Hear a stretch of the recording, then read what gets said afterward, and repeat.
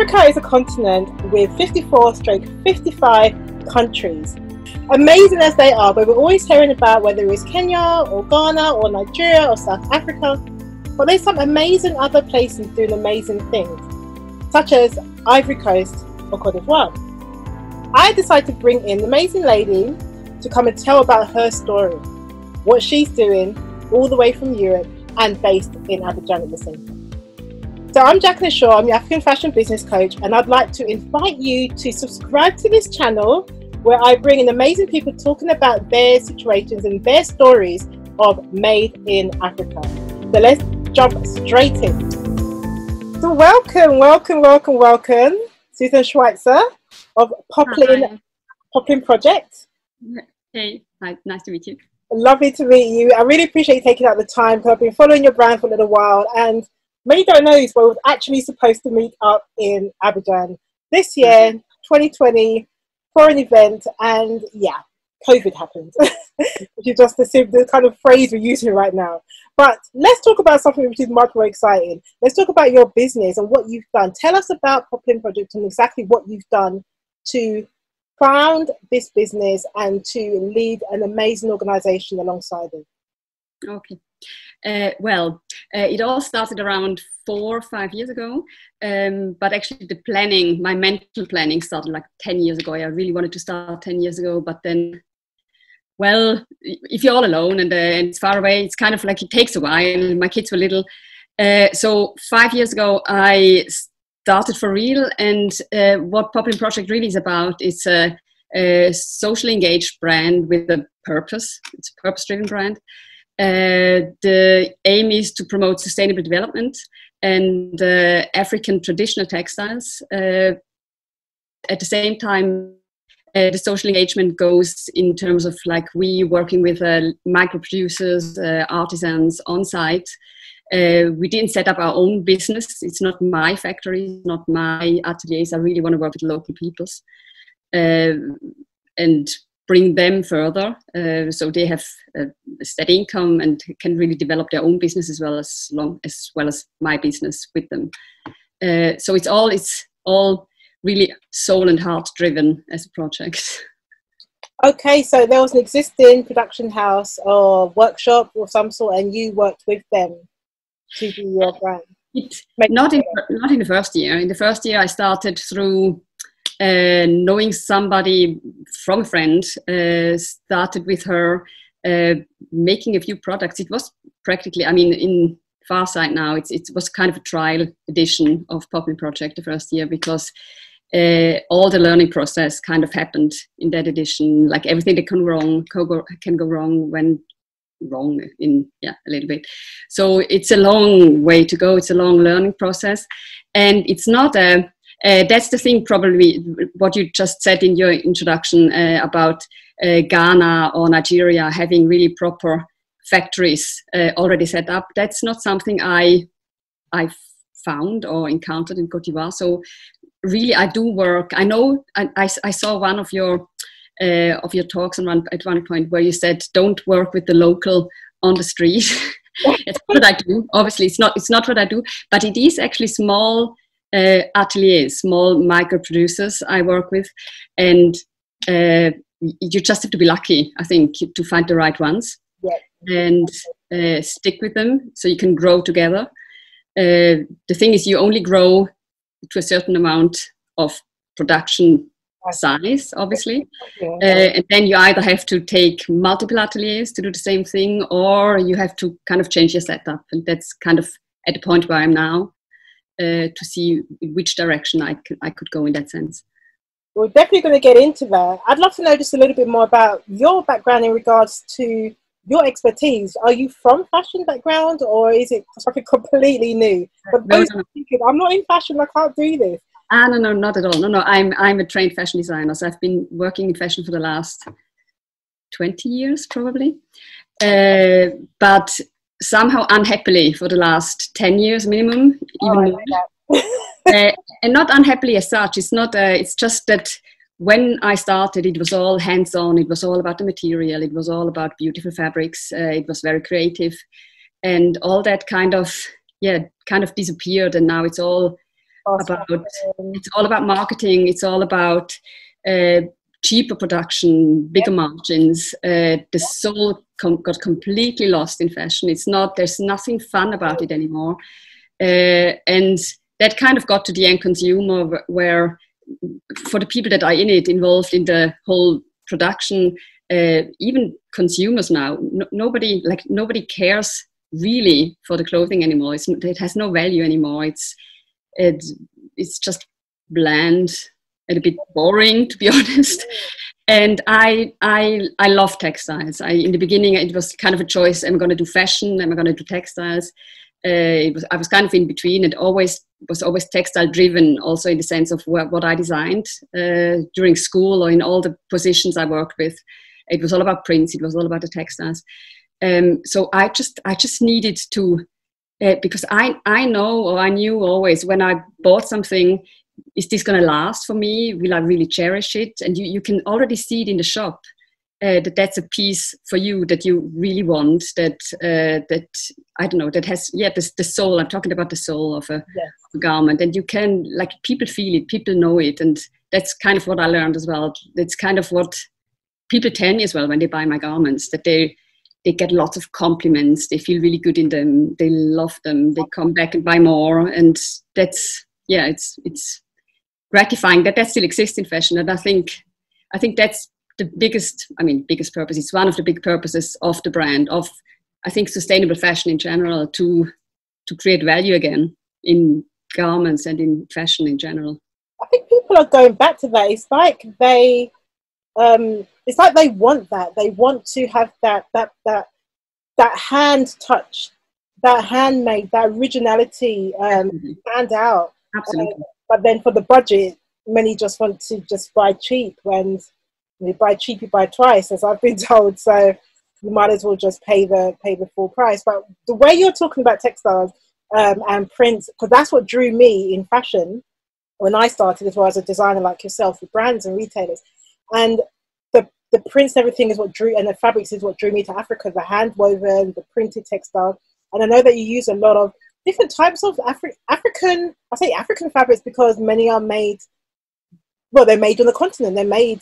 Absolutely. So tell us a bit about the products that you make and the textiles that you and I love so much. Yeah. Tell me, tell the audience as well, the watchers, about that, because I'm intrigued. Okay. Well, first of all, the first time I was in Ivory Coast, obviously when you're European and half of the year it's winter and everybody's covered in black coats, obviously you go there and everything is colorful and everything is fun and everything is ludique. Oh, I don't know the word in English. It's just like it's fun basically, and positive. And that's kind of like, you come back and you see the people here again, and not only it's not colorful, but it's also the way that the shapes, not that I mind the shapes, I like simple shapes actually of clothing, but it's just really boring and kind of like I don't know, it's like there's nothing positive about it. And obviously, like the first encounter when you think about African fabrics, which are not African, is African wax. That's what I used to see everywhere already 10 years ago, when it kind of all started again with the African wax, which are the whole fun element. But that's just a color and fun. And then you also realize, what is African wax? Where is it? When actually in Ivory Coast, they're still printed. There's still one factory, which is the kind of a daughter factory of Flisco. They're printing there. It's Univax, which I'm trying to really work with when I use wax. I try to only work with them, because the whole rest of the prints that you can find on the market are basically mostly Chinese now, and Indian as well. And even though I see the difference and I can touch it, and most people don't care. It's the same thing, and buy the cheap thing, and then it goes on and on. And well, but Univax is a very successful printing company, so it's not that they're going to go under, I think, of the pressure. But so that was the first thing that drove me. But I remember 10 years ago also, on the way through the country, somewhere in the middle of Ivory Coast, where they make baoule fabrics. That's like exactly. the country cloth, yeah. No. There's actually different kind of cloths that are made a similar way, but it's like Ghanaian kente. You just said that. It's like a fanny cloth, or like a woven cloth, but they some call it country cloth. Like the different kind of woven ones. That's like a general term. I didn't know that. Okay. Others I can they'll say Dan Fanny or the Fanny, or the Kente or the Ashoke, or the different types of. But I haven't seen this one so close up before though. Yeah. So tell us more about that. So there's 3 different types of woven fabrics that I learned about until now. So one is a really known one, central Ivory Coast, is the baoule villages around Bouaké, I think. And they're so beautiful. It's really incredible. The craftsmanship and the possibilities you have in terms of pattern and color and how you use them. And it's really, I mean, you see them on a stand, you see them in piles, and it's just really touching. So from the beginning, I really wanted to work with handmade fabrics that are handmade in Ivory Coast and not use industrially printed wax fabric. So the longer, the more I'm going away from the wax fabrics. I still have to use them because there's still a demand. There's a couple of customers, a big couple of customers that actually come back and they really look for this. And I think it's in a combination. If it's in a color combination with like wax fabric and then have the batik and the woven fabrics together, it creates a great mix that is actually kind of showing also the whole multiple juxtaposition of things that are happening also when you're around in Ivory Coast. So it's woven cloth, country cloth.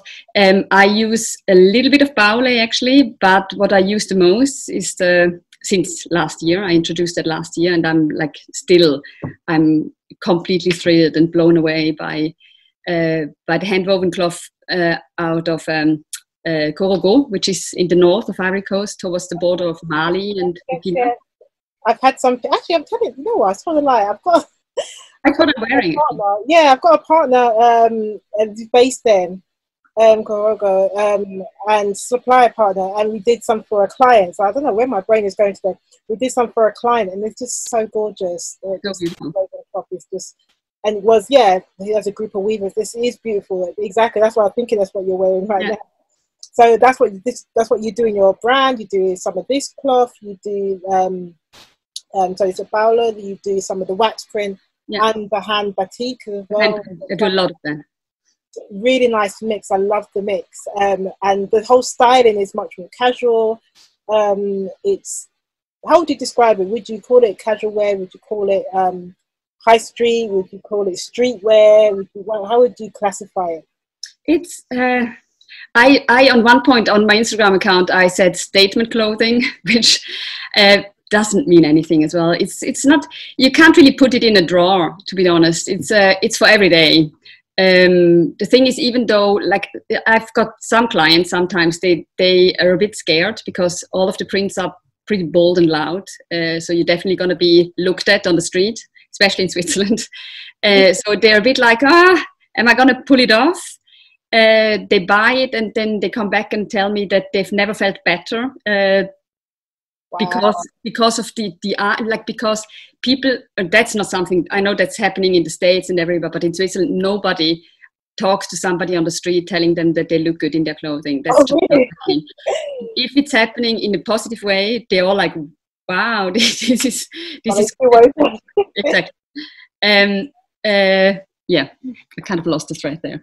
No worries. So with all this that's going on, I mean, in the sense of, setting up this business, you even kind of touched on a little bit that, things don't always go as planned. So what are some of the challenges you face doing business in Côte d'Ivoire, working with traditional textiles, working with artisans?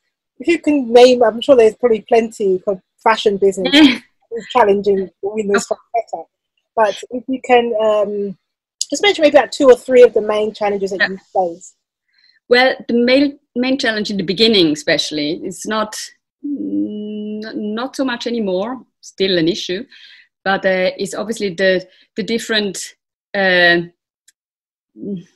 standard of quality that people in Switzerland are used to top quality in every sense, and it's difficult to achieve. It's difficult even if you, I mean, like I've worked in businesses where and like we had problems there as well. But the thing is, if something is made more industrial and each person involved is just doing one seam or one button, obviously things are going to be very precise.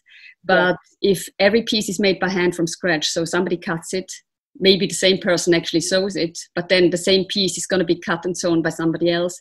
Obviously, there's going to be nuances, there's going to be differences. It's not all the same. Sometimes size M is a little bit larger than the other size M, or sometimes the button is sewn on with a black thread instead of a white thread. And that's something I learned. Like I think I called myself pretty like precision driven. I don't think I'm anymore. Maybe I never was, or that's something I learned. To just accept that it's all, I don't know, it's more human. The pieces are more human. The fact that I sell them mostly through my own online shop, or like mostly the biggest part of the things I sell is through a pop-up store that I have every year. Yeah. And then people are coming and it's all personal. You can talk to them, like everybody touches the pieces, and then it really doesn't matter. It doesn't matter if there's a black button instead of a white button, or if it really, nobody cares. It's like, because you see the human behind it.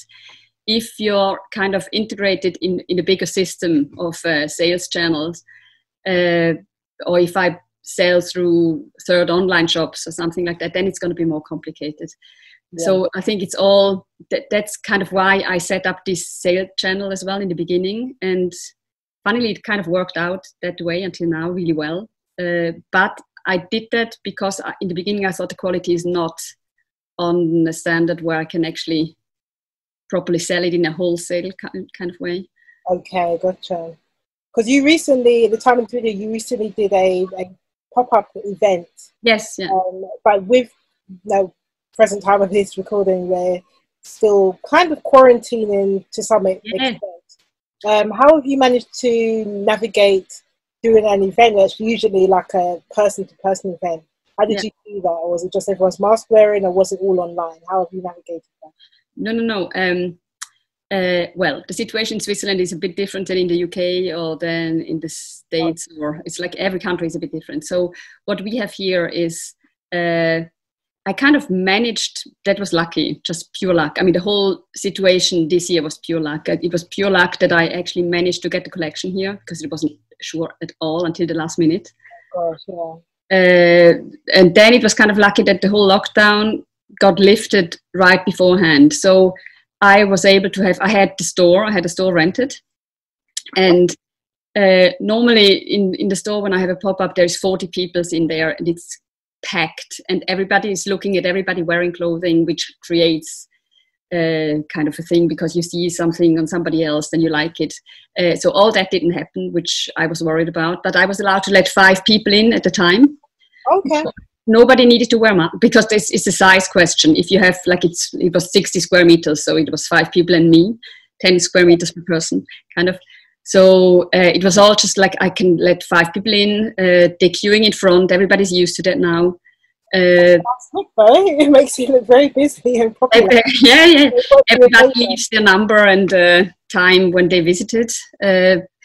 And that was it. And it kind of, the thing is, normally I do the pop-up for 5 days, and it's like, it's a really fast, intense kind of little explosion. And now I did 3.5 weeks, especially because I knew, like, I can't have that many people. Yeah. And it did work out. I didn't know, but I'm very happy. Very happy. We have to pivot. So, I mean, yeah, like you're saying, you have some challenges. You pivoted in your thinking in regards to the precision, and knowing that it may not always be as it was when you was working in the industry as a designer, with that precision and consistency in sizing and finishing and so forth. But maybe that is a special part of I think so too. Of your products, and that's what people buy into. So what's some of the positive things you found? Like, mean, the fact that you've worked in the industry is a great thing because you're given a contrast view too. You can see the contrast between working in the industry and working in your own label in a, lack of better word, a developing country. But what's the positive? What's the best? What's better? What would you say? Everything, the freedom, the thing is, it all comes from the heart. Honestly, it's like on my side as well, on everybody involved in all the different teams in Ivory Coast. Everybody's really proud of their own skills, of their own work, of the outcome, of if something is selling right, of the pictures we're taking. It's a whole. I don't know. It's even though we're not a team as such, like we're all a team here, but as a group, we all work together, and like all the different teams as well in different areas, like in Bassam or Abidjan or Kogo. Everybody's connected now as well because of COVID. I couldn't go in April, so even more they had to kind of cooperate directly in a way that we didn't know if that's going to work out properly as well. No, I think it's all like it's personal, and that's what I like about it. It's not just a product for I don't know who. Like I know exactly who my customers are. I know that they like the product. I know I get so much compliments in return, and people saying thank you actually to me and to the team. It's not something that I've ever heard of before, which is obviously that was just like the last 3 weeks. I'm still going on these positive vibes. It's going to disappear in winter. No, it's all. I think there's a lot of heart involved, really. Okay.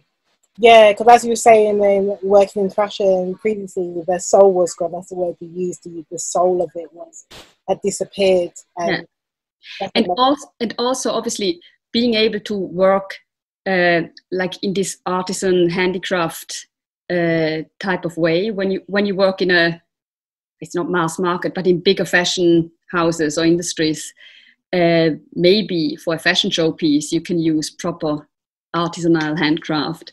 The rest of it has to be made somehow industrial because you need to be able to recreate it 100 or 1,000 times. So that's like it always gonna lose the whole soul and handcraft, hand touch and humanity afterwards. It always will. So that's nice to really have also my own hands in it and try things out, and we all grow together and everybody learns from everybody. It's all win-win. We all profit of one another. Going back to the reality, the truth or the roots of exactly what is design, what is fashion, what is creativity, really. That's what I love when I travel the continent, meet artisans, work with them on projects. Just makes you feel alive, right? Yes, exactly. Absolutely. But from a business perspective now, because the creativity is all great, as we know, when it comes to creativity, it's usually like, what do they say, 90% business and 10% or 5% creativity at times. So fashion business, are you following like traditional trends? Are you like spring, summer, autumn, winter, or you just do your drops whenever you do it? How do you, because you're the master of this company in the sense of you're the director founder. Yeah. So you can decide how you want it to be. And is that how you work it? Is the same kind of processes and systems of season like the general fashion industry? Absolutely not. Well, the whole, like as we realize now when we look at fashion, the whole system that has been set up and multiplied during the last years is all about to collapse because it's not working out anymore anyway. I do, when it's a slow fashion brand, I do one collection a year, which, because it's a type of clothing that people here only want to buy when it's hot. It's a summer product. So I don't do the whole, like summer in fashion houses or in department stores starts in February, January even, or sometimes even November. So I don't do that. Obviously, I do the pop-up stores in June, where usually in Switzerland it's the first month when it started to be hot, and that's when people really want to. It's like prêt-à-porter, the real point. It's when it's hot outside. That's when you want to buy your summer dress or your summer clothes in general. So I only do one collection a year, and it happens that people order stuff in December as well. Obviously, or I can have a Christmas market or something like that. But the whole production system, like the production takes a long time. So as I said, it's one collection a year. Because also the production, it's all like already making those batiks. Every single one is made by hand. Every single one is either hand drawn, and it's quite complex patterns that I'm starting to do. It's like every season it's getting a bit more complex actually, because I kind of get into like, what else can we do? So it's taking up to 8 months to actually, or 9, to produce the whole thing. Oh, wow. So it's not like there's the selling period. Well, it's one collection a year, and I think that's totally fine. Maybe I will do a kind of big like throw-ins of a new print in the same shapes on one point or something like that. But the big bulk is once a year. And also in the other terms of the whole typical fashion supply chain, I don't do wholesale. I've had a lot of requests, but it doesn't really, I don't need to do it yet in the whole like growing, like my business grows. I can sell it all most of it myself. Sometimes it's interesting to work with somebody else just to broaden your customers, or to like people that get to know you through another channel. But but the whole, like I want to be transparent about where the money goes and everything, instead of like having to add another 100% on the price to sell it with other shops or something like that. It's just, I don't think it's right. No, I love the way you set it up and the thinking behind it, because it's more than just fashion. And you've got the story behind the people you work with, who you support with that, and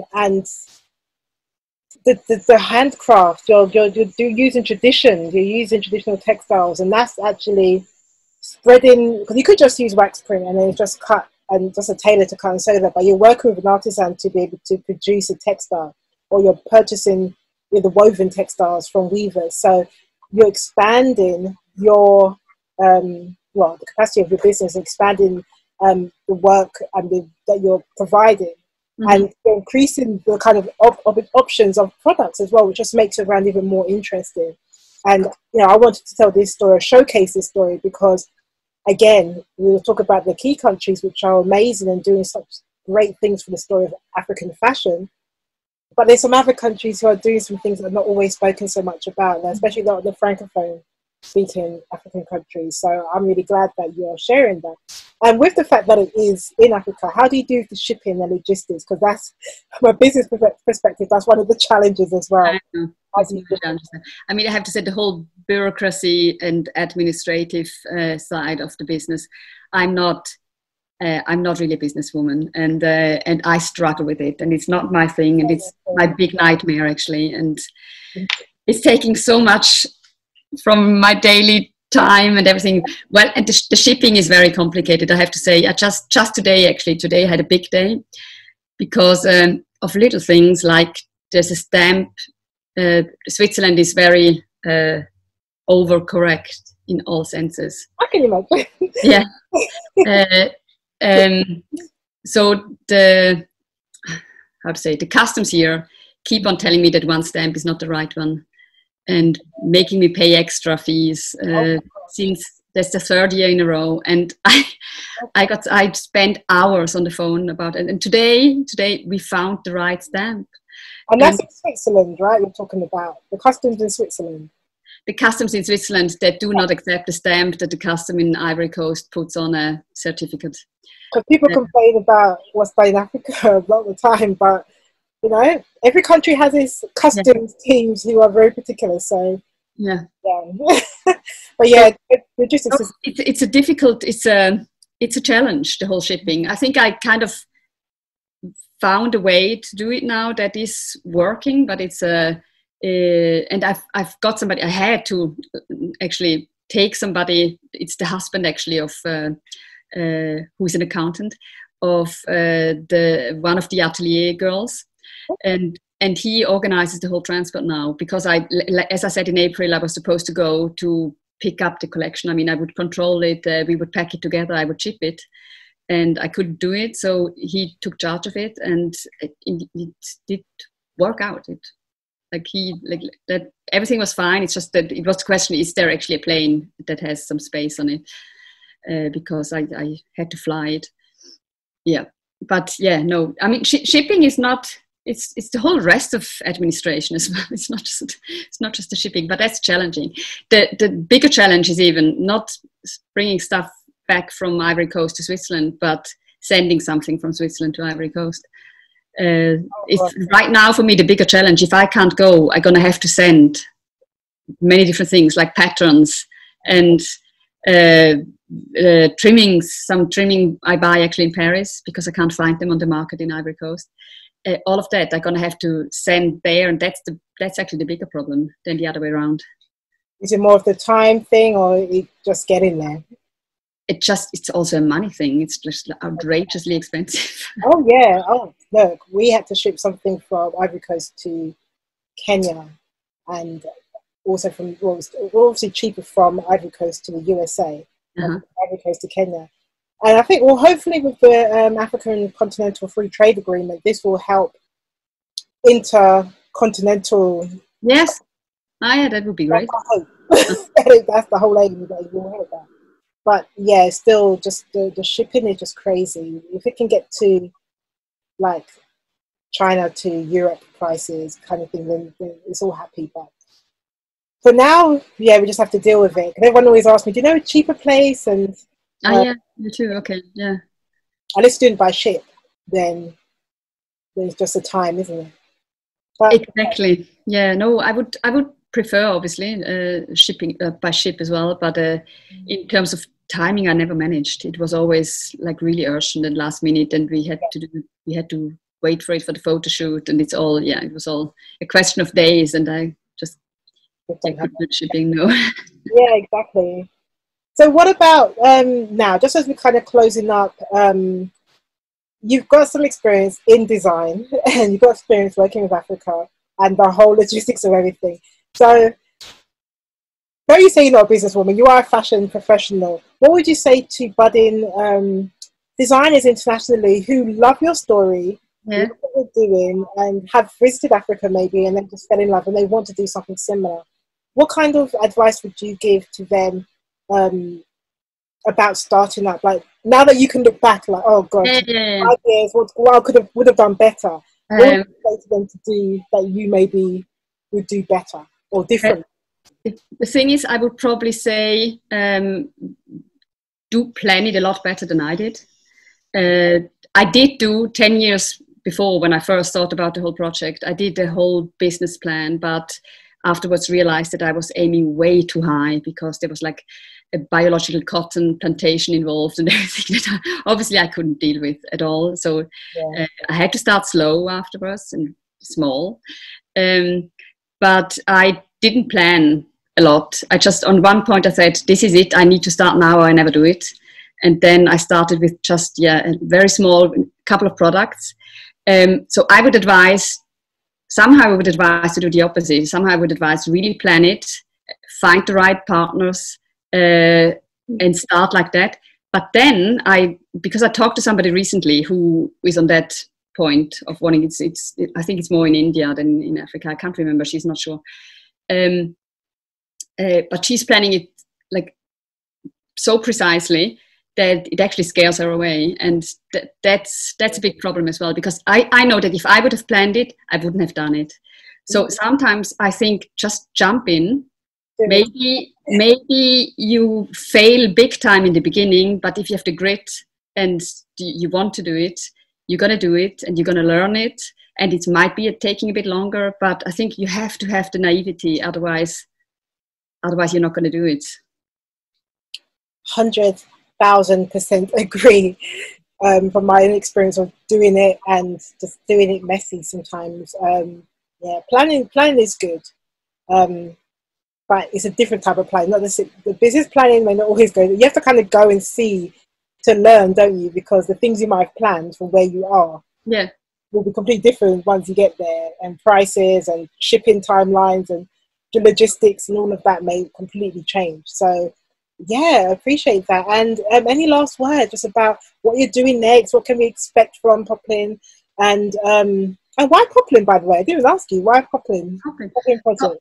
I mean, Poplin is the name of the basic shirt in cotton. It's a poplin fabric. So it's all like, it's Poplin because I'm doing everything in cotton until now.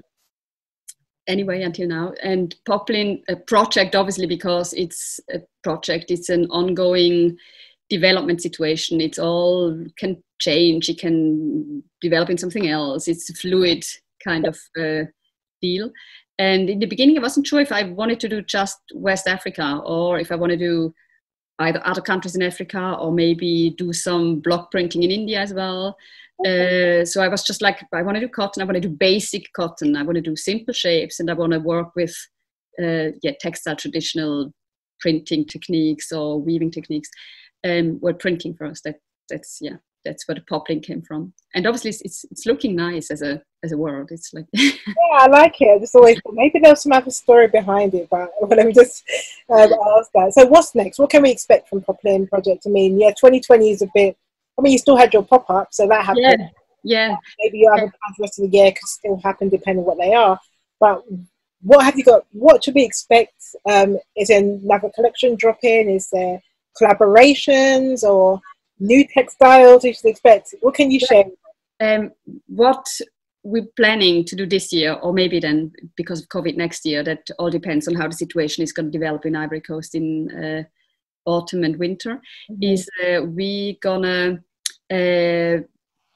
create a wind cooperative and are gonna have different workshops for them as well as for the batik artisans and the weavers in the north, to have workshops in learning to dye with plants. And to learn how to dye with natural indigo as well, because that was something we have all been discussing since the beginning. And everybody's very motivated to actually learn how to dye with plants again. It's not like it was never there, but people just, kind of like, nobody knows how to do it anymore. There's just a couple of people, especially very old people, that still know how to dye with natural indigo, or people that are just very passionate about it and know how to do it and can teach. So I found people that would actually be doing the workshops and leading the workshops. I found the money. So we all set up. We just don't know when it's going to happen. But that's something. That's the next big step, I think, for me, to like also to move to sustainable development, not just on a social background, because that's what it kind of is right now. It's about like tradition and about the social responsibility in terms of fair trade and all of that. But I want to do the ecological aspect as well. So I really want to dye with natural dyes. That's amazing. That's really, really amazing, because it is a major thing. A lot of the dyes are chemical dyes, and the way people don't realize the effects it can have on the dyers, on the batikers, long-term effects. And so absolutely, I love the fact that you're exploring that, looking into that, and you've got this project coming up. So I'd love to learn more about that once you know, when everybody knows what's going on. I'd love to learn more about that. But I want to thank you, though, for sharing the amazing work that you're doing. You're pressing on and pressing in during this season, and your stories need to be shared. So I thank you for the opportunity. And just a quick reminder, everybody who's watching, do remember to subscribe to the channel. Do subscribe to the channel. We'll drop a video every Thursday, sharing the voices of different people in industry of African fashion who are doing things on the ground. So I'm Jacqueline Shaw, the African Fashion Business Coach, and I'll see you on the next video. Bye. See you all.